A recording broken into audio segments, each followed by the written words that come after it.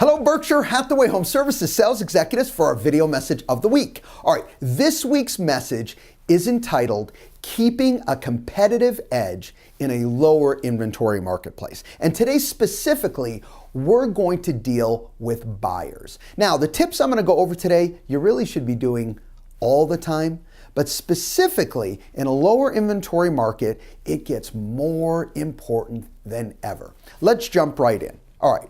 First, as always, it starts with the way we think. And one of the areas that gets us in trouble many times is we forget we're dealing with a listing agent, and we want to make it as easy for that other agent as we possibly can if it's our buyers. Sometimes I know egos can get involved and we kind of pull, we want to do it this way, they want to do it that way. My advice to you is let it go.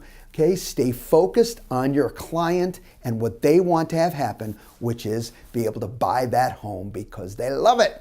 All right, so what are some of the specific things we can do? One, communicate well and often. And sometimes in the mode of communication that the listing agent wants to communicate. Yes, sometimes it's frustrating. All they want to do is text. Maybe they deal with text and email. They're really not a phone call person. I know that can be frustrating, but do your very best to support them in the way they want to communicate. Don't forget to have your lender, okay? If it's not a cash transaction, which would be awesome, but if it's not a cash transaction, then that lender has to communicate with that listing agent as well, all right? In the same mode of communication as they want, but keeping them up to date that, guess what? I'll handle the loan is certainly not going to be an issue. Third, along the same line with the listing agent is don't forget to tell your client's story. Sometimes pictures can speak 1,000 words.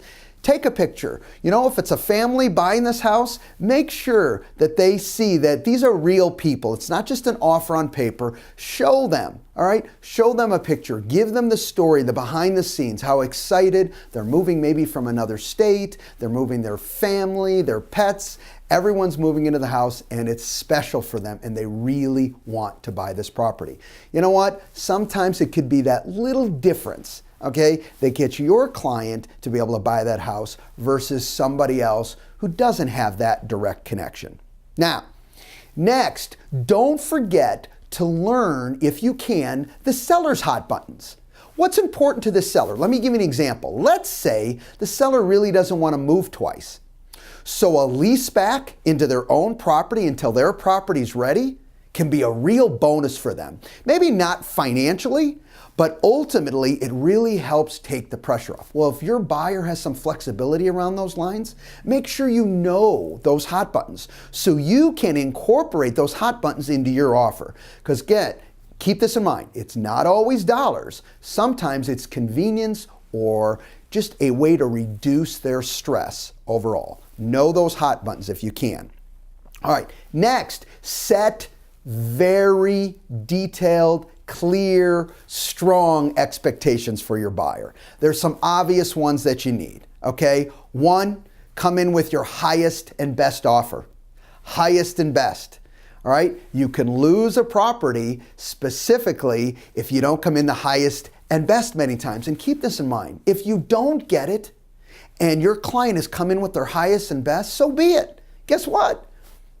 That property is either more expensive than they're willing to spend, or there's other challenges within it that keeps them from wanting to buy it. But at least you know we went with the highest and best terms, offer, price, whatever the case may be. All right. I mentioned this earlier with the lender, pre-approval. Okay, pre-approved, not just a written approval. Pre-approved. It's so important to get your buyer in the lender and get them approved, done. All you're waiting for is a house and an appraisal, which has nothing directly to do with your purchaser.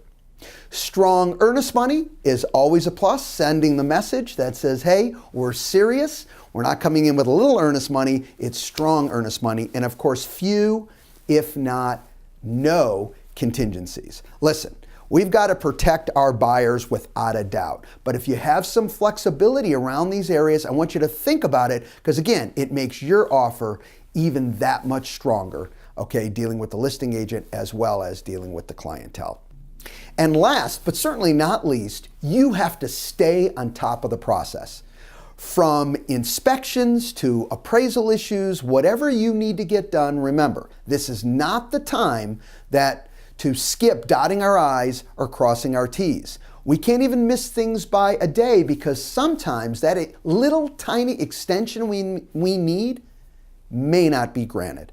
In a low inventory market, we have to be on our game, but we don't want to take anything for granted. So some of these things that you may say, will they matter? I promise you, it only takes this little difference that means your buyer's getting the house versus someone else. Have a great week, everybody, and we'll be talking more about low inventory markets. Take care.